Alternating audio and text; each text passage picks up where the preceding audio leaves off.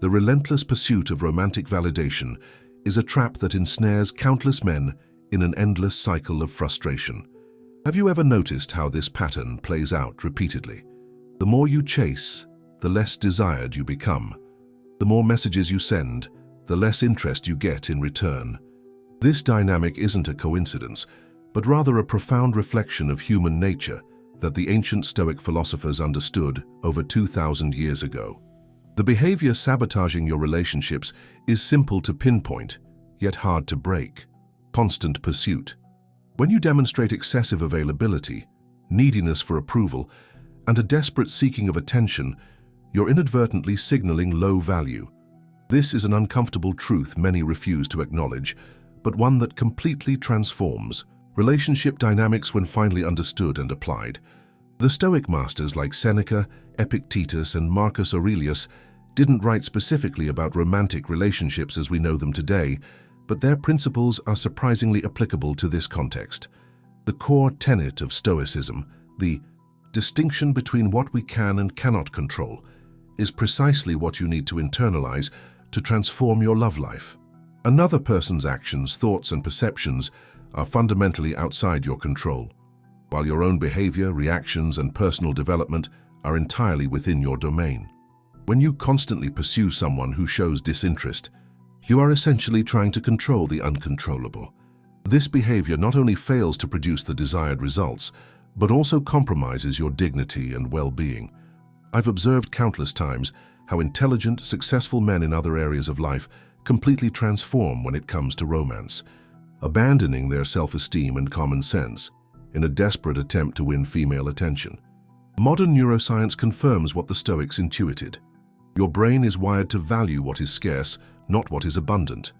When you are constantly available, texting non-stop, offering help and attention without reciprocation, your perceived value plummets. The brain's reward circuits respond much more intensely to intermittent reinforcement than to predictable rewards.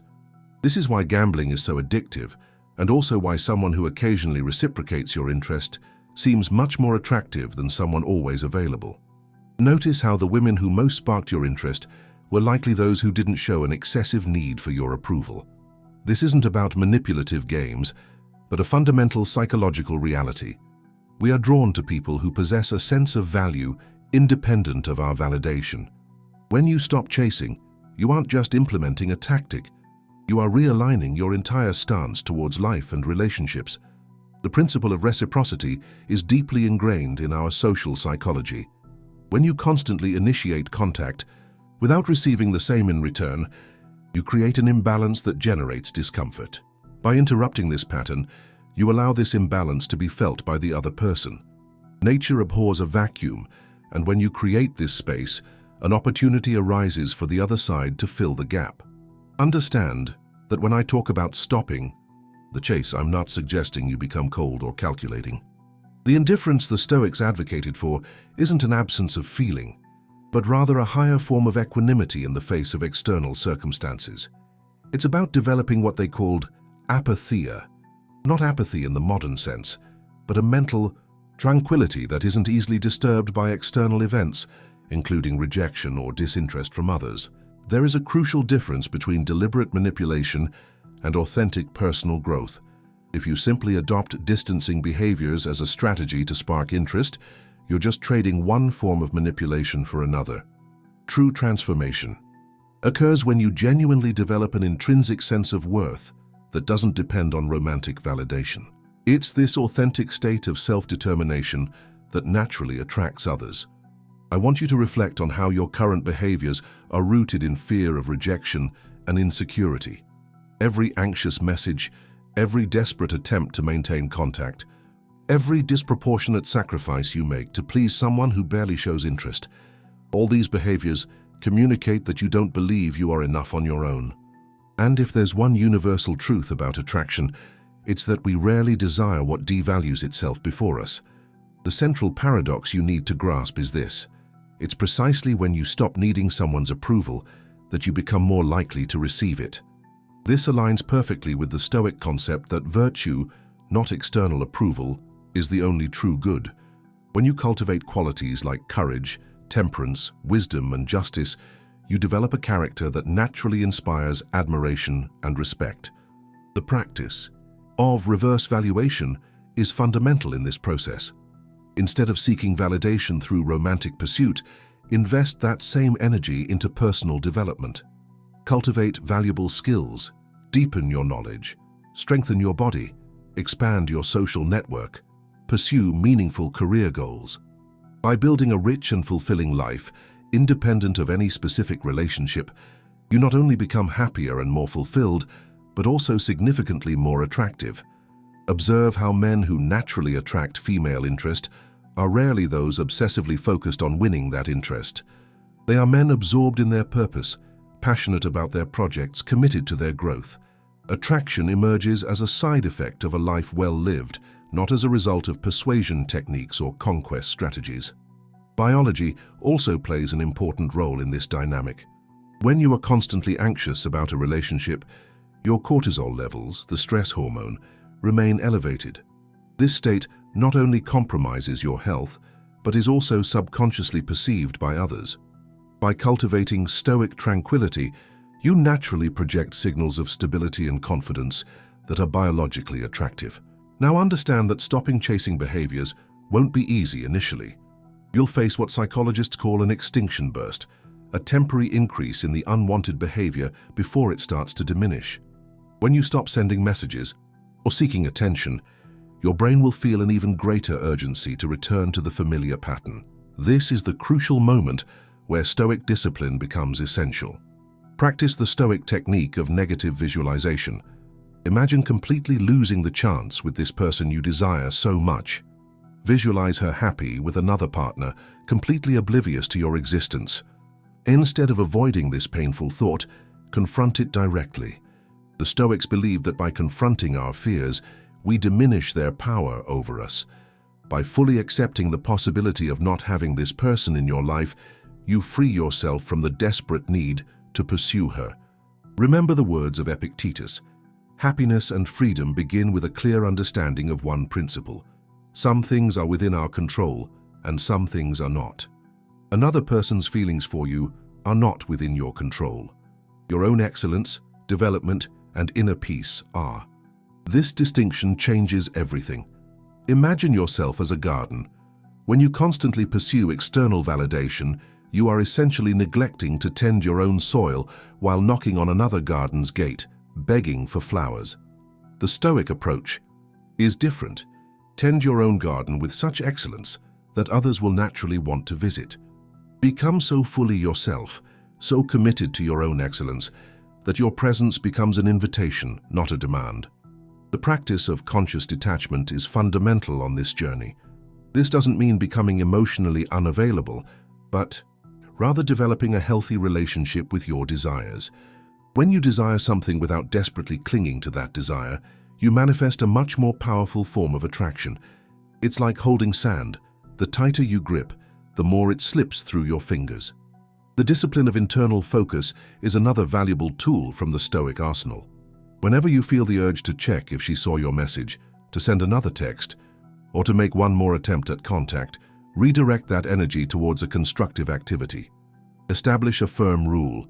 For every impulse to chase that you feel, you must perform an act of self-cultivation.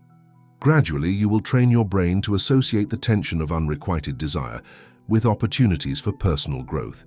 Understand that when you stop chasing, you aren't just creating space for the other person to miss you. You are primarily creating space to rediscover your own value. Many men become so obsessed with romantic conquest that they completely lose touch with their own passions, interests, and life purpose. Ceasing the chase is the first step towards reclaiming your autonomy. Also, observe how excessive pursuit often stems from a distorted view of the other person. When you place someone on a pedestal, attributing almost divine qualities to them, you are essentially creating a fantasy that has little to do with the real human being. This idealization not only pushes the person away by creating impossible expectations, but also prevents you from clearly seeing your own values and needs in the relationship. The Stoics practiced what they called amor fati, the love of fate, the full acceptance of what life brings. Apply this principle to relationships. If someone doesn't show genuine interest in you, don't fight that reality. Accept it completely and redirect your vital energy. This acceptance isn't passive resignation, but active acknowledgement of reality as it is, not as you wish it were. The Stoic practice of attention to the present moment is also transformative in this context. When you are constantly worried about what she's thinking, if she'll respond, if she's interested, you are missing the only moment that truly exists, the now. Train your mind to fully inhabit the present, engaging completely in the activities before you, instead of wasting mental energy on hypothetical scenarios and endless analysis of past interactions.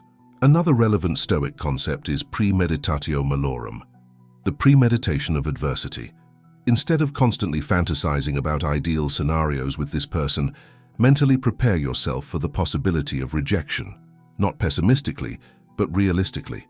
Ask yourself, if she never shows interest, how will I maintain my dignity and purpose?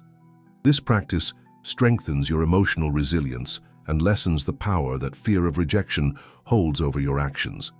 Understand that true masculine strength doesn't come from the ability to conquer or persuade others, but from the capacity for self-governance.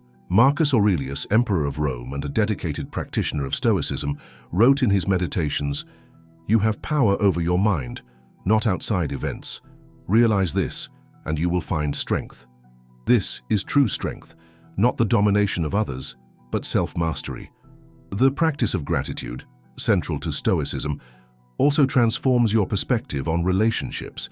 Instead of focusing on what you lack, the attention of this specific person, concentrate on what you already possess: friendships, family, health, opportunities, skills. Consistent gratitude not only increases your subjective well-being, but also fundamentally alters the energy you project into the world, making it much more attractive. Notice how naturally charismatic people are rarely those desperate for approval. Authentic charisma arises from a combination of full presence, genuine self-confidence, and sincere interest in others. When you are constantly worried about how you are being perceived, you ironically become less captivating. It is only when you abandon this excessive concern that you can manifest true presence. The Stoic concept of prosauche, vigilant attention, is particularly useful for interrupting patterns of pursuit. Develop the habit of observing your impulses without necessarily acting on them. When you feel the urge to send another message, simply note this desire without judgment and allow it to exist without controlling your actions. This practice develops the vital space between stimulus and response, where your freedom lies. Remember that healthy relationships are formed between two whole individuals, not between two halves seeking completion. When you stop chasing and start cultivating your own wholeness, you create the conditions to attract someone who values that completeness, rather than someone who feels suffocated by your neediness. This is the fundamental difference between relationships based on lack and relationships based on abundance. The practice of reverse valuation also involves completely reassessing your concept of rejection. From a Stoic perspective, being rejected by someone who doesn't appreciate your true character isn't a loss but an alignment with the natural order. If someone doesn't value you as you are, the only truly negative outcome would be succeeding in keeping that person through inauthentic behaviors, thus ensuring a relationship founded on falsehood. When you stop chasing, you also interrupt the cycle of self-abandonment that often accompanies romantic fixation. Many men abandon their priorities, values, and self-esteem in an attempt to win female attention. This is a particularly destructive form of self-neglect that never yields the desired results.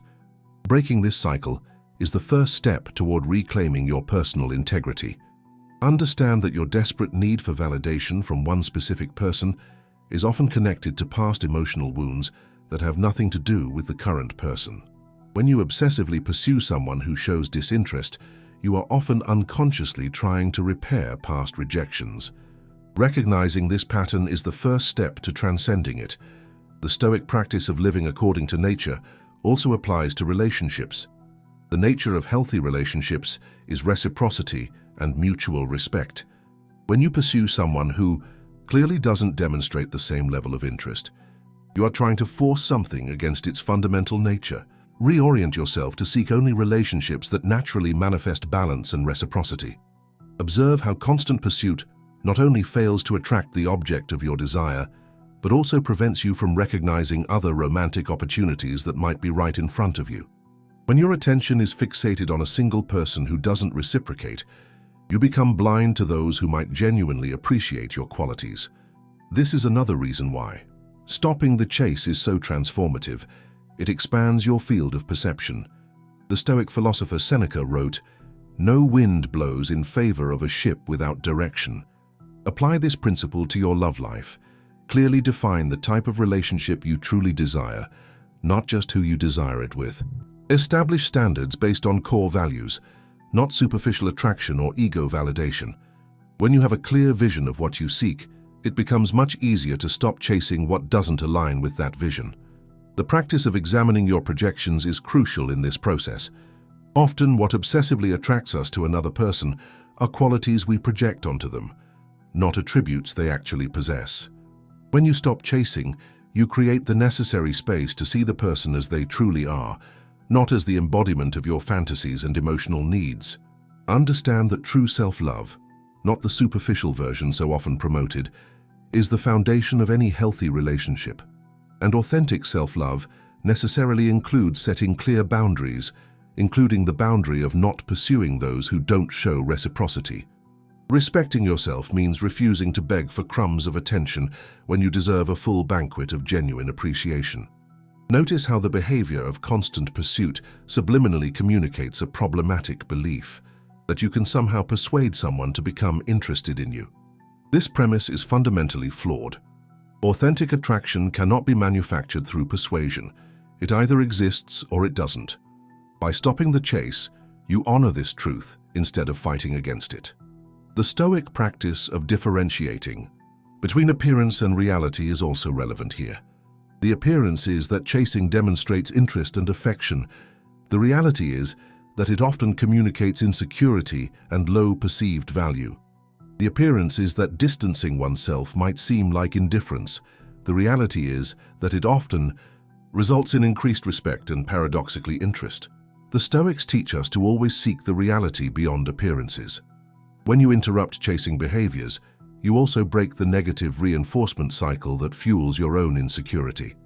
Each desperate attempt at contact, followed by a cold or absent response, deepens your sense of inadequacy.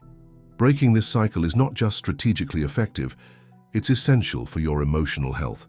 Understand that true power doesn't lie in getting someone to respond to your messages or accept your invitations, but in the ability to remain centered in your own value regardless of these external responses. This form of inner power, Stoic self-mastery, is infinitely more potent and sustainable than any temporary validation you might extract from another person. Implementing these principles requires consistent discipline. Establish concrete rules for yourself. For example, not initiating contact more than once without reciprocation, not sending multiple messages without a response, not canceling important commitments to accommodate someone showing minimal interest. These are not techniques to manipulate others, but practices to preserve your own dignity and autonomy. Develop what the Stoics called phantasia kataleptike, the ability to see reality clearly without distortions caused by desires or fears. When you obsessively pursue someone, your perception becomes deeply distorted. You interpret neutral signals as positive, ignore red flags, and construct elaborate narratives that bear little relation to reality. Stopping the chase clears these distortions and restores your capacity for discernment. The practice of the present moment is particularly powerful for interrupting chasing behaviors. Often, obsession with someone involves constant projection into the future, fantasy, or rumination on the past, analysis of interactions.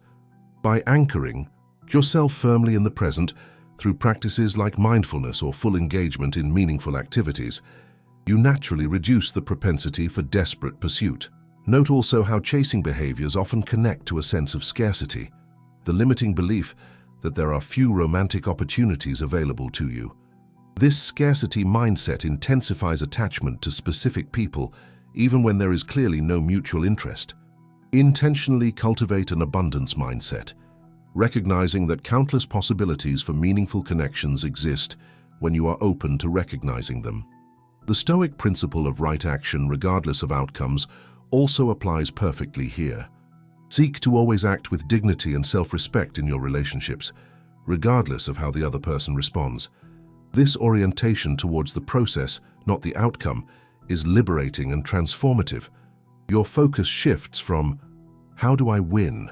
over to, "How do I stay true to my values in this situation?" As you implement these principles, you will notice a gradual but profound transformation in how others respond to you. Not because you are manipulating their perceptions, but because you are genuinely becoming a more centered, confident, and autonomous version of yourself. The person who previously ignored your attempts at contact might suddenly show curiosity about this new energy you manifest. Understand, however, that this should not be your primary goal. If you stop chasing behaviors merely as a strategy to finally win this person, you are still fundamentally stuck in the same pattern of emotional dependency.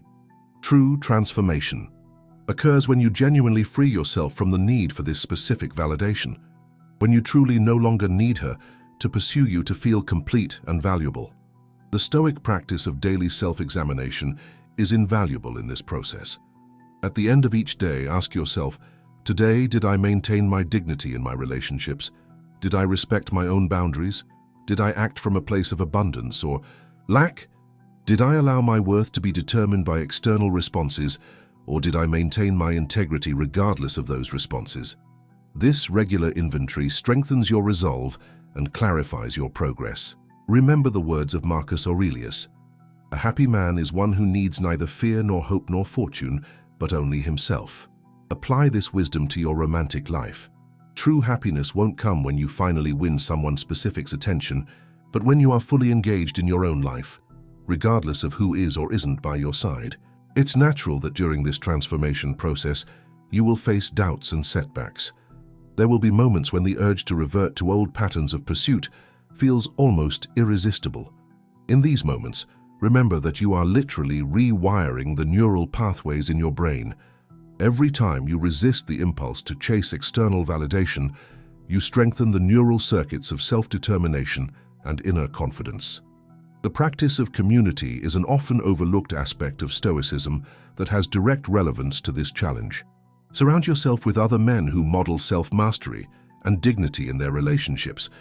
Seek mentors, friends, or communities that reinforce the values of self-determination and personal growth. The social environment you cultivate will profoundly influence your ability to maintain these practices. Observe how distancing yourself from social media can also be a transformative practice in this context. When you are constantly exposed to the updates and activities of the person you're interested in, you fuel obsession and chasing behaviors. Implementing intentional periods of digital detachment not only interrupts this cycle, but also frees up mental and emotional energy for investment in your own development. The Stoic practice of casting off, the willingness to let go of what does not serve your growth, is particularly relevant here. Be willing to cast off not only chasing behaviors, but also fantasies, expectations, and even the specific hope of winning this particular person. This casting off is not a loss, but a liberation that makes space for genuine possibilities. It's important to recognize that the process I'm describing isn't just about romantic relationships, but about your fundamental relationship with yourself. When you stop defining your worth based on another person's response, you reclaim the power of self-determination. This is the true freedom the Stoics sought, not the absence of external challenges, but the ability to maintain serenity and purpose regardless of those challenges. As you consistently apply these principles, you will begin to experience what the Stoics called eudaimonia, not just momentary happiness, but a deep state of human flourishing. You'll notice a growing sense of inner peace, clear purpose, and mastery over your emotional reactions. And paradoxically, it is precisely this state of Stoic self-sufficiency that naturally draws others into your orbit. The true power of Stoic principles in this context lies not in providing tactics to manipulate others' perceptions, but in offering a path to authentic inner transformation. When you truly internalize the distinction between what you can and cannot control, you free yourself from the tyranny of external approval. It is this freedom that will revolutionize not only your romantic relationships, but your entire experience of life. This is the final paradox you need to grasp. It is precisely when you become completely independent of the need to be pursued that you naturally become the type of person others seek out. Not because you are deploying calculated techniques, but because you are manifesting the fundamental qualities of value, integrity, and self-mastery that are universally attractive. So make this transformative choice today. Stop chasing, start cultivating. Interrupt the cycle of external validation and begin the journey of self-determination. Allow yourself to feel the temporary discomfort of this shift, knowing that on the other side lies a freedom few men ever experience. And observe, with curiosity but without attachment, how the world around you gradually responds to this transformation.